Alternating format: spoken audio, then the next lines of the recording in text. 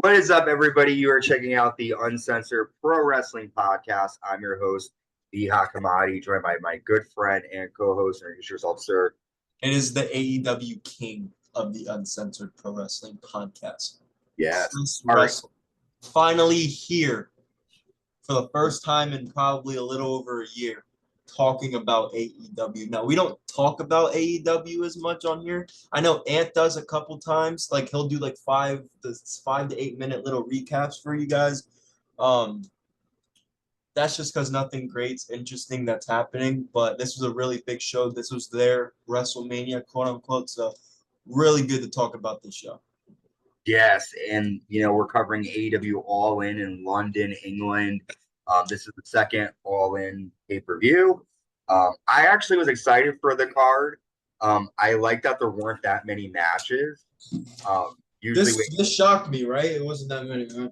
And normally you get like a 6-man basic match that no one cares about. And I feel like every match kind of had a purpose on the card. Now, were they all good? No, not in my opinion, but it was a good show. So we start off the night with a Trios Championship London ladder match. The AEW Trios Champion, the Patriarchy, defending against the House of Black, the Bang Bang Club, and Pac, Claudio Castagnoli, and Wheeler Yuta. A lot of spots in this match. We see Nick Wayne's mom get involved multiple times. She's so hot. What? She's hot as fuck. You think she's hot? Mama Wayne? Why? You don't think she's a MILF? What? Oh, no. Christian, she's like probably about like 180 pounds. And she like she's not that big. I just don't find her attractive. Like, I just think she looks like basic. I don't know. Like, I feel like a MILF is like Maurice or like Brie Bella, you know? I mean, she's a little big, but like, I don't know. Maybe I just have a weakness for blondes. Maybe. So like, I would hit. She's not like the most ugly person, but like I wouldn't like, No, I get what you're saying. Like, bombshell. I'm like, damn. But yes, Mother Wayne got involved numerous times. She used hairspray. And then at one point, who was it that sprayed it on her? Oh gosh, who was it? Juice Robinson. I think he grabs the yeah. He sprays Mama Wayne with it. Christian Cage spears Buddy Matthews off the ladder through a table. Pac kicks Christian Cage off the ladder onto Kill Switch, and Pac grabs the Trios title to become the new AEW Trio Champions. Pac, Claudio Castagnoli, and Wheeler Yuta. After the House of Black shakes hands with the winners and they hug. What did you think of this opening contest? I thought it was a spot fest. I could have done without it, but what did you think? Yeah, I also thought this was a spot fest. I expected a little more out of some of these wrestlers because, wow, this is different talking about AEW. Holy shit. Okay. A lot of these wrestlers, Christian Cage, Malachi Black, they know better than to have spot fest. But again, this was just something they needed to do to get the crowd warmed up. I like the decision of this match, but I don't like what comes later with Christian Cage and talk about it because that was the stupidest fucking booking decision. This is why I don't really like talking. I love talking about AEW because it's something different. I don't get to talk about it as much. It's always WWE, even with my other spaces and podcasts and stuff that I do. But with AEW, it's like they're booking, and I'm going to talk about it sometimes a lot of during this show. It's just, it could be questionable, and what happens later is questionable. But yeah. 100%. I agree. I was expecting, we'll talk about it when we get there. We have our AEW Women's title on the line. AEW Women's Champion Timeless Toni Storm with Luther defending against the Glamour Mariah May. Interesting match.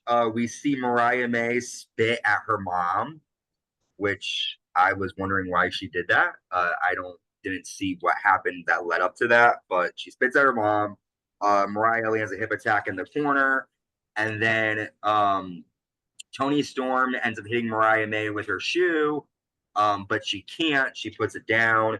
Mariah ends up hitting a running knee strike and a Storm Zero Toni Storm and a bloody Mariah May. The Glamour is our new AEW Women's Champion. I will say, leading up, I was really looking forward to this match, and it didn't really deliver. It was a basic. It didn't deliver at all. See, like they had an okay build up, like the friendship, like long-term storytelling, right? But it's just you can't take Mariah May. Sometimes I can't take serious as a heel just because she has this really like sexy bitch face. Like she's just too pretty to get hit type face. With Toni, I hope she finally drops the Marilyn Monroe gimmick after this. Because timeless Toni, like her, like original. Isn't this what it is? This is literally who she's inspired by, I think. Yeah, but she's more like 20s, like the Sunland.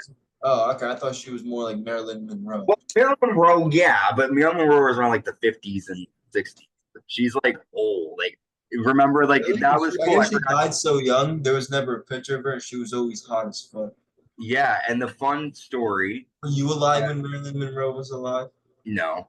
But fun fact, I forgot to mention this, when Toni Storm, before she came out, they had the picture of her and it said Wembley Stadium 1924. Like, I thought that was kind of cool. But like, yeah, like I hope she drops and goes back to like the Toni Storm she was in WWE and like early AEW, because that was badass. Yeah, I do like this gimmick, but I do wonder, like you said, how much longer it can go. Now that she's snapped, it's like, what are you going to do? And then remember, she came out in that sort of like almost like a prisoner outfit. You know, she had the like that blue sort of like, and then she had like gloves, and I thought that was going to be like her new thing. And then she came back to Timeless. So I was like, well, what happened? But interesting. We'll have to see what happens on Dynamite with Mariah May as champion. Next up, we have the FTW Championship on the line in an FTW Rules Match. The champion, the Learning Tree, Chris Jericho, with Brian Keith and Big Bill defending against Hook. And this was an interesting match. We saw rugby balls, I think, get involved. We saw Hook reveal that he actually is not blind in one eye. He's able to defeat Chris Jericho after applying a red rum while he has Jericho in the red rum. Taz comes out. Well, he's that commentary, but he ends up applying the Taz mission onto Brian Keith. And Chris Jericho taps out to red rum. Hook is our new FTW champion. What are your thoughts on the match and Hook winning? First off, Jericho just likes to sing to the ring because he likes to say that Fozzy performed in Wembley. Yeah. Hi, guys. I'm not going to lie. I kind of like that. Now, I didn't at first. But, no, I mean, I hope this is the last ever time we see this. Clearly, Jericho has done nothing great for Hook, and he's doing nothing good for Big Bill. It was good for Taz and Hook to have their moment. I know Taz got offended when a reporter asked if the FTW title was a joke. With all due respect, Taz, it may be no. And he said this comment. He said, all the people who've held the titles weren't jokes. Absolutely not. But what does that title really mean in 2024? It's made for Taz. It's made for Hook. Well, now, but I mean, like when it was first came out. Exactly. So it's like, it's just all that matters that Taz. Like, it's like, okay. Like, it'd be like a hardcore title. Championship to me. That's how I feel. I feel like it's a gimmick title. Totally. It's like a hardcore title. But like $1 million title. Like, those were gimmick titles. That's what I feel like with this. Yeah. I agree. I feel like it really serves no purpose. Let's cover this really quick, and then we'll take our first break, and you can give me your thoughts on the match.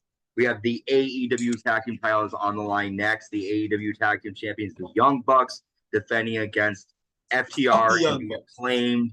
The Young Bucks come out dressed as the Beatles, which I thought was kind of cool. I wasn't a big fan of this match. I really felt like it was boring, in my opinion. Nicholas Jackson hits Dax Harwood with the title. MJF rolls up. I'm sorry, not MJF. Matthew Jackson rolls up Dax Harwood for a 2 count. The Young Bucks end up nailing an EVP trigger to Dax Harwood to retain the titles. After the match, though, we have the grizzled young veterans who show up in Booking the match for yourself, like you always do. Yeah, they take out Cash Wheeler, and we're going to take our first break. And when we come back, Chris, you're going to give us our thoughts on the tag titles, and we're going to finish our coverage of AEW All In. Stay tuned. We'll be right back. Like what you're hearing, subscribe to the Uncensored Pro Wrestling Podcast on YouTube. Subscribe, hit that notification bell, and leave a comment. Also, check us out on Spotify, Apple Podcasts, and wherever you listen. And welcome back to the Uncensored Pro Wrestling Podcast. I'm So the Hot Commodity, that's So Christian, and we are still covering AEW All In 2024. We just covered the Young Bucks retaining the titles over FTR and the Acclaimed after we see the Grizzled Young Veterans make their debut. What are your thoughts on the match and seeing Grizzled Young Veterans show up afterwards? No pop. No pop. I mean, I don't really care for them. I never really did. They're just some Ring of Honor collision stooge tag team. The Young Bucks, I'm not surprised. They didn't. I'm actually kind of, I am, but I'm not. Because last year, in the very first All In, they didn't book themselves to win when they fought FTR the first time. But this time they did. The tag team division is just a joke. This is a joke. The Acclaimed stupid over. FTR ruined the Acclaimed's initial run. And, I mean, the tag team division is a joke. It's a joke. The guys, the Young Bucks are on a Roman Reigns contract. Like they're barely gonna show up. They think they're stars. They're fucking boring. They suck. Look, I give them credit for starting AEW. I really do. I really give them I respect that part of that. That's the only thing I will say positive about these guys. They're selfish. They're assholes. They're in this business for themselves. They're in this company for themselves. Until Tony Khan realizes that, these guys are just going to keep booking these type of tag team matches, and they're just going to keep winning. Yeah. Every time I see the Young Bucks come out. I don't like FTR. I don't like Dax Harwood at all. But I have to respect the fact they are one of the top 3 best tag teams in this generation. I always think. Yeah. I've always been a fan of FTR. Even in NXT, before they were brought to the main roster, they were doing some good stuff. I liked them originally. What are they? The Revival? They were the Revival, yeah. And then I feel like with the Young Bucks, every time they come out, it's like I get annoyed because I know their matches are just going to be them running in and out constantly. And I'm just like, damn, I'm going to have to sit through a fucking match of the Young Bucks tagging themselves in, doing all this stupid shit. Like, I don't really like them too much. At first I did. I thought they were really cool. But, like, over time, it's like they haven't really evolved. They do the same shit. And it's just kind of like, yeah.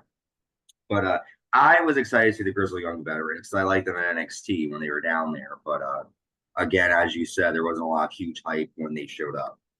Our next match, though, is the Casino Gauntlet Match.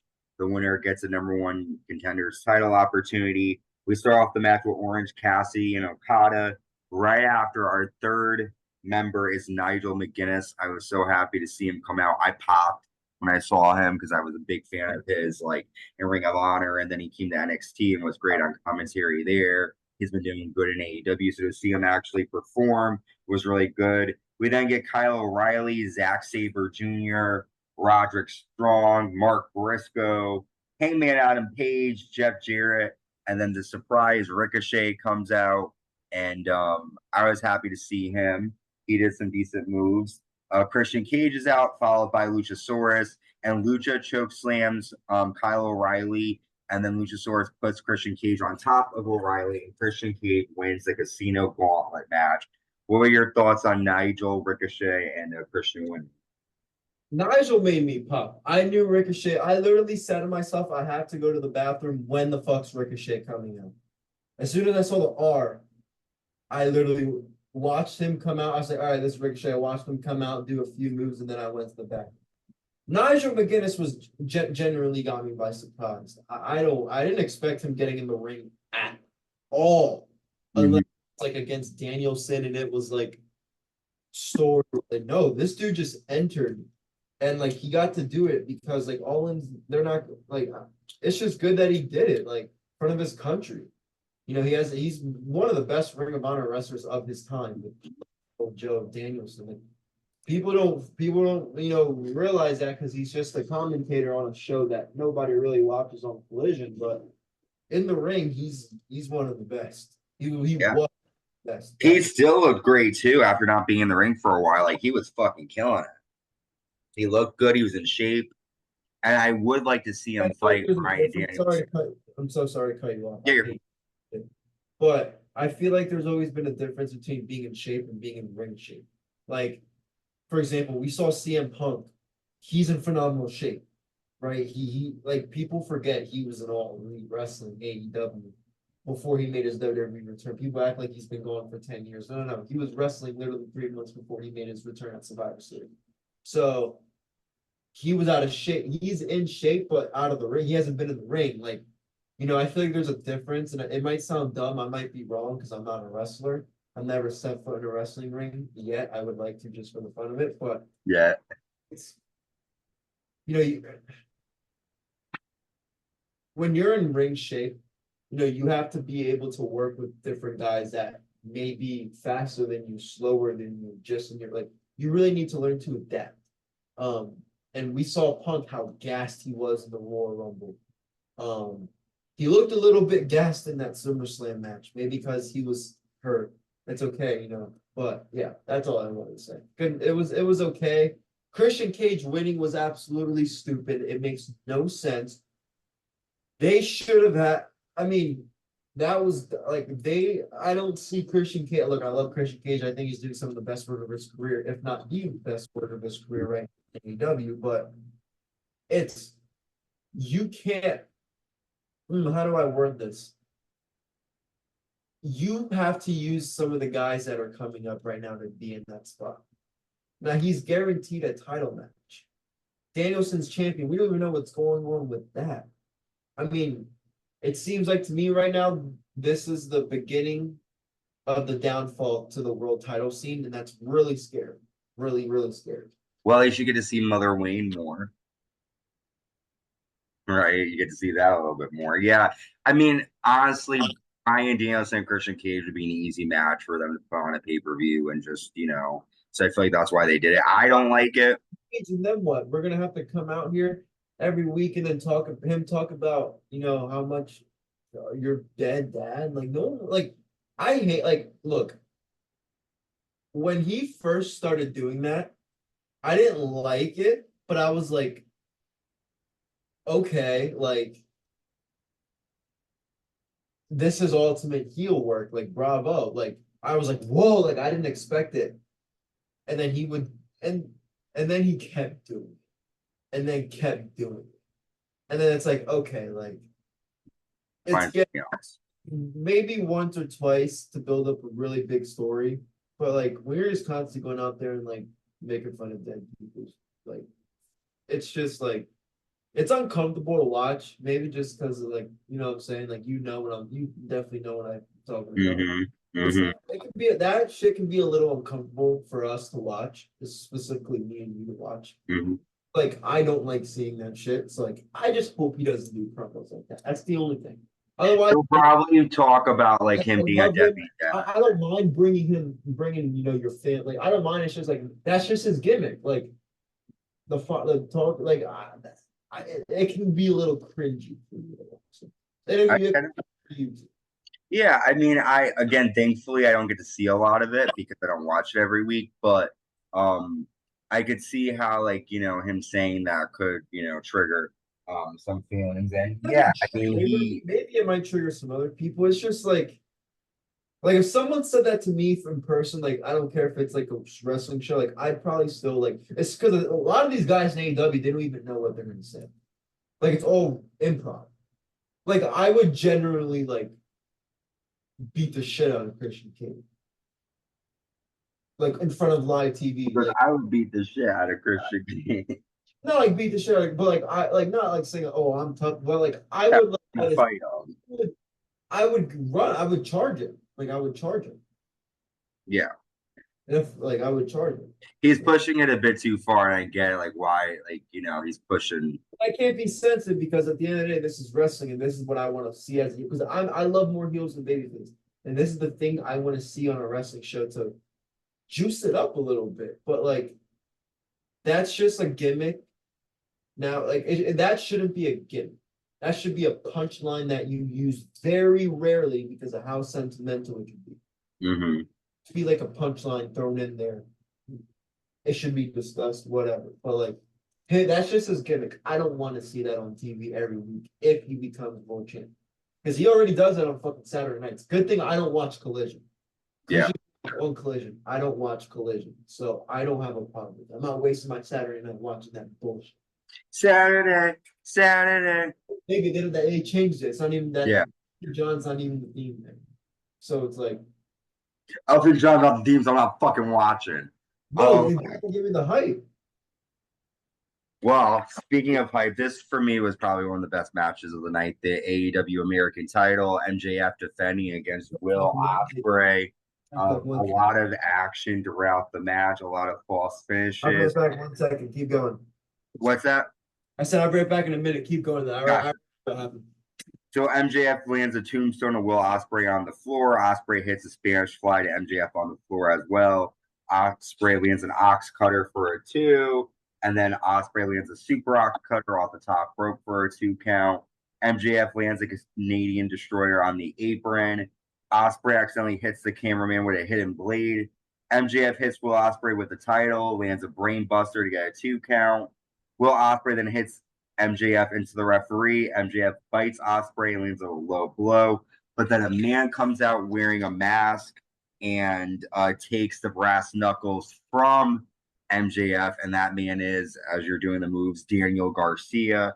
Ospreay hits a hidden blade to MJF and a tiger driver, and we have a new AEW American champion in Will Ospreay. However, after the match, Christopher Daniel gives Ospreay the international title. So, what are your thoughts on all of this? Will Ospreay. Right. He is my fucking. Everyone know. Oh, let me get close to him. So everyone knows how much I love Will Ospreay. Like I've never felt. There hasn't been a wrestler since CM Punk back in 2011 that's made me feel, or MJF in his early AEW days where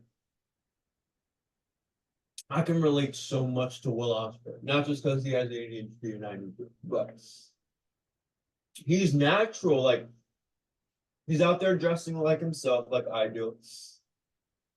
He talks a lot like I do. Like the whole gruff thing, like he has aura. I'm not trying to like glaze him, as people say, but he's just I really like his personality and his wrestling. He's the best wrestler in the ring in the world. I think if you like him or not, character wise, you can agree, but or at least be in that conversation in ring wise. But I can relate to Will Ospreay, dude. I love the guy. Like, he's my favorite. Besides like him, Priest, Seth Rollins, besides Seth Rollins, CM Punk, and Damian Priest, like Will Ospreay's up there as one of my favorite wrestlers right now. He is awesome. I really like him, and I like his work all the time. He never really has a bad match. And I think MJF did good here too. He had a good match with Ospreay again. This is like I heard Jim Cornette. Sorry to cut you off. Jim Cornette. I listen to Jim Cornette. Everyone knows I'm a big Cult of Cornette member. He was talking about how MJF is AEW's the future of that company. Him and Swerve essentially. This was Ospreay ever since he came in too. He's like him, Ospreay, and Swerve, right? I liked how they did this. It was the two biggest stars. They've had a match before. They did a really good job. AEW's maybe lacks story for a lot of people because they're essentially a wrestling focused company. But they told a really good story. I think they told it better than Bryan Danielson and Swerve. I do too. I liked the match, but I really didn't think it was as good as everyone else seemed to be making it as it was. We move right along. The AEW TBS title on the line. Dr. Britt Baker, DMD, taking on the TBS champion Mercedes Mone with Camille. I like Mercedes' entrance. I thought it was cool. She came out in a carriage with the. I know you're not a big Mercedes fan. Brett lands a super kick to Mercedes. Mercedes lands a springboard backbreaker and lands 3 amigos. Brett lands a cutter and a neck breaker. Yeah. Brett Fucking be able to use that shit. Brett lands an air raid crash for a 2 count. Mercedes lands a backstabber for a 2. Referee catches Mercedes trying to use the title. Brett then pulls some Eddie Guerrero, moves out, tosses the title to Camille, acts like Camille hit her. Ref kicks out Camille. Brett hits a Panama Sunrise for a 2. Mercedes bites Britt Baker's fingers and hits a Monet maker. And Mercedes Monet is still the AEW TBS champion. She defeats Britt Baker. Thoughts? I absolutely like. I don't hate wrestlers because I respect what they do for my entertainment. But if I had to hate a wrestler, it's Mercedes. She thinks she's big shit. No, like she makes me cringe. She can't work every time she has a microphone in her hand, and it is like chalk. It's like grinding your nails on fucking chalkboard. Like, it's horrible. It's like a record mixer not working. Like, it's the worst. She can't talk. She's not tough. She relies so much on her past to get her over now. And this company, I don't think no one, like, she's a big name. I'm not denying that. She's good in the ring in 98% of the time. But she's cringy. She's too in her head. She thinks she's the CEO. She's not the CEO of shit. This is just a bootleg gimmick of her boss gimmick. Because she's not allowed to legally use it. It's ridiculous. It's horseshit. It's painful to watch. I would rather watch Jericho perform again at Wembley Stadium. Singing on the mic. Listen to anything Mercedes Mone has to fucking say. She doesn't even know how to spell money right. Stupid fucking idiot. Fuck you. You're worthless. And you know what? I will give you some props though, because you fucking sold out the TD Garden because of your debut. I'm not. I will give respect where it's due, even if it's Mercedes Mone. But Mercedes Mone, goodbye. I didn't like her in WWE, and I won't like her in AEW. I don't like her in AEW, and I won't like her if she goes back. Yeah, I don't know. Like, I don't mind Mercedes. She's literally stated on a podcast that she's in AEW to make some money, to get more reps to go to WWE. Yeah, that's what she wants to do. She wants to make as much money as she can and then do, possibly go back to WWE. I mean, I can't hate her for that, and she is the highest paid woman in wrestling right now. But do I think she deserves it? No, I think there's a lot of better wrestlers, but she brings a lot of star power, and we'll see what happens. But I do think that it was stupid to have Britt lose to her like that, because Britt was the one in the beginning with AEW, and I get it. They can't have the original. So fucking stupid, man.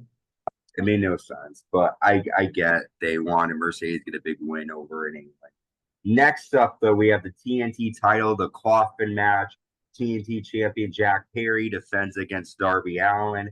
Darby comes out with tacks glued to his face. This is another sort of spot fest match. The end comes after Jack Perry puts Darby Allin in a body bag and then places Allin in the coffin. I'm sorry, yeah, Darby. I was like Allin. I want to make sure I got his name right. Jack Perry retains the title. After the Young Bucks come out with a gas tank, they pour gas on Darby Allin, but then Sting returns and Sting takes out all 3 men. What are your thoughts on Jack Perry retaining and the returns? Oh, okay. Everyone knows how much I love Darby Allin, right? Mm-hmm. But I'm supposed to hate this guy because of CM Punk. I love Jack Perry. Mhm. I'm actually kind of happy here at King. Seeing Sting was fucking great. That was an unexpected surprise. I didn't think we'd ever see him in AEW, to be honest, after his retirement. That was a good surprise. Fun fact, that match was cut down. They had to cut down. They, I heard that they had to cut it down a little bit. you know what? Why? What happened? No, I was just asking. I know. Maybe to make time for the main event. Maybe No, one of the matches went over. London has a 10 p.m. curfew. Oh, okay. Wow. So they needed time for, Danielson's moment and all that shit. Yeah. So a 10 p.m. curfew in London. That's That's interesting. fucking ass, bro, right? What? That's ass. Fucking one for that. They're very uncensored, so why do they care about being out? Shame on those bastards, man. It was still a 4-hour show, but so Way less matches in the yeah, thank God. No, I know, right? We've come to our main event, AEW Champion Swerve Strickland with Prince Nana defending against Bryan Danielson. Danielson comes out to the final countdown. He sees his wife, Bree, his son, Buddy, his daughter, Birdie. They're all at ringside. And this is a decent match. Yo, Buddy is big as shit. Sorry to interrupt you, but I thought that kid was just born like a year ago. Who? Buddy, he looks like Buddy. Yeah, I didn't know how old he was. Because I watched Total Divas. Yeah, I know. I'm fucking. That's okay. Yeah. But during the match, pretty much, Bryan Danielson keeps applying a lot of different chokeholds on Swerve. Swerve ends up kicking Bryan Danielson in front of his family, stomping him in the head. Bryan applies a cattle mutilation. Swerve lands 3 house falls for a 2 count. Bryan lands a psycho knee, but Swerve stands up and brushes it off. Swerve lands a house call, big pressure for a 2. Adam Page comes out and attacks Prince Nana. And then Bryan lands 2 psycho knees, 1 into the ring post. Bryan applies a label lock, and then the yes grip, and Swerve Strickland taps out. We have new AEW champion Bryan Danielson. The pay-per-view ends with Bryan celebrating with his family. What were your thoughts? Look, I get it. You gotta give the guy one of the best, if not the best wrestler in this generation, his moment, which will be his last. But you know the wrestling business, right?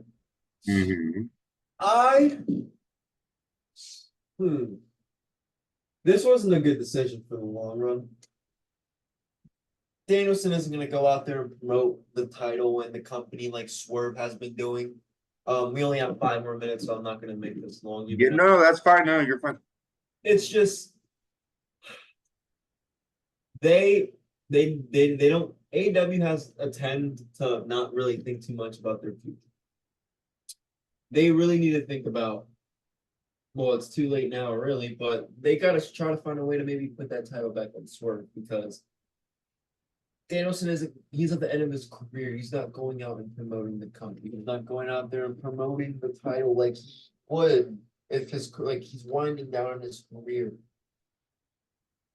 The only way I see this being a good benefit, pull a John Cena. Make 2025 a retirement tour. Could be. That's the only because this is what I don't get. People want to rumor his last match being in Tacoma, Washington. What are you gonna have him lose his last match in Washington? He's gonna have to drop it or vacate it. I don't think he's gonna hold on to it for long. I think he'll hold on to it probably till March, and then I don't think they're gonna make him lose. No. But All Out though, what did you think of the pay-per-view though? Did you like? It was good. Some of the booking decisions could be questionable, but it was good length, not too long. Show started at 1 in our time. and ended at like 4. So that was good. Shorter than usual. All Outs this Sunday, I believe. Right after Berlin. So because we're gonna be talking a lot more WWE. I don't know when we're gonna cover AEW again because this was a big pay-per-view. That's why we did it. So We'll probably do the recap for Dynamite and with All Out and everything. All Out. Will Ospreay will be going against Pac. I don't like when they announce matches and then build it up, but whatever. So They should just, I like the surprise element of it. Don't decent show, decent, good. All in next year will be in Texas on a Saturday night in July. So I they got us a couple surprise signees. Fix up the storytelling a little bit. Should be great. So like it wasn't terrible. Like I probably wouldn't watch it again. My favorite match was MJF and Ospreay, but it wasn't the worst. It wasn't the best. Dave Meltzer is like giving it like. In my opinion, it was way better than last week. Yeah, it was. But if Dave Meltzer is giving them like 10 fucking stars for every match. Last year's main event was better. That's it. Yeah. In my opinion. Well, we've covered All In. We've got Bash in Berlin. We've got All Out. A lot coming our way. So make sure you stay tuned and stay uncensored. Till next time, stay safe.